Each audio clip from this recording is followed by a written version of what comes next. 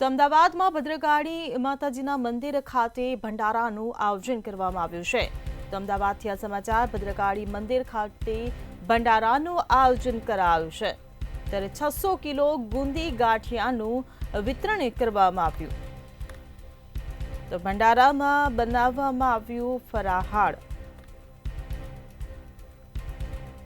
તો ફરાહાળમાં રાજગરાનો શીરો બનાવવામાં આવ્યો, ત્યારે બટાકાની સૂકી ભાજી અને રાજગરાની પૂરી બનાવવામાં આવી।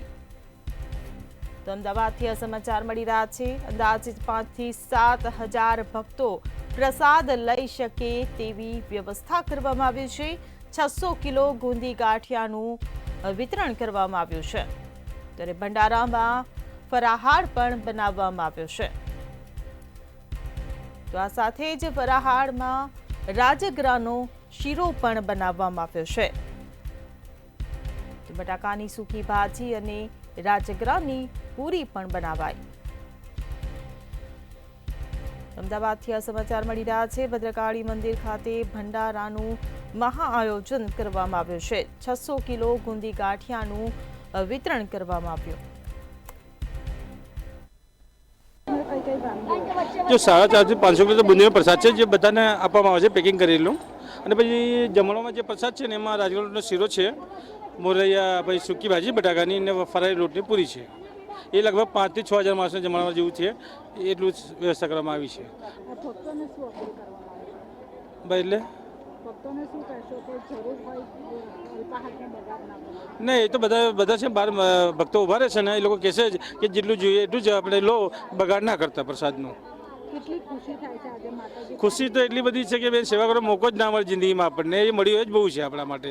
આપણું છે ને જીવન એ થઈ ગયું, ધન્ય થઈ ગયું છે।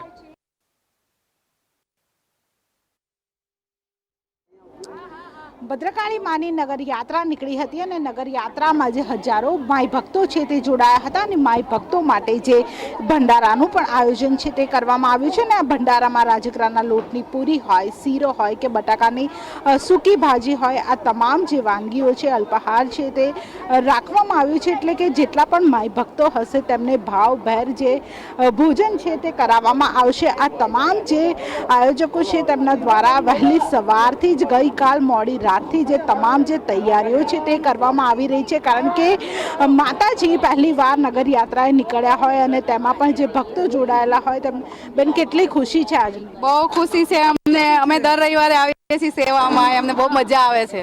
પહેલી વાર માતાજી આજે નગરચર્યાએ નીકળ્યા છે। દરેક હોય છે, અમે વર્ષોથી આવી છીએ। માતાજી થાળ અમે તૈયાર કરે છે દર વર્ષે। માતાજી થાળ માતાજી થાળ તૈયાર કરશે હમણાં।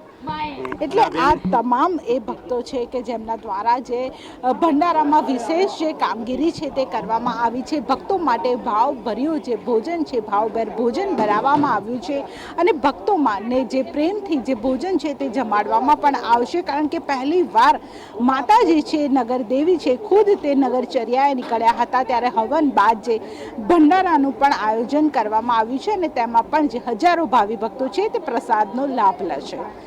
કેમેરા પર્સન સંજય મકવાણા સાથે કિંજલ બોરીસા, મંતવ્ય ન્યૂઝ, અમદાવાદ।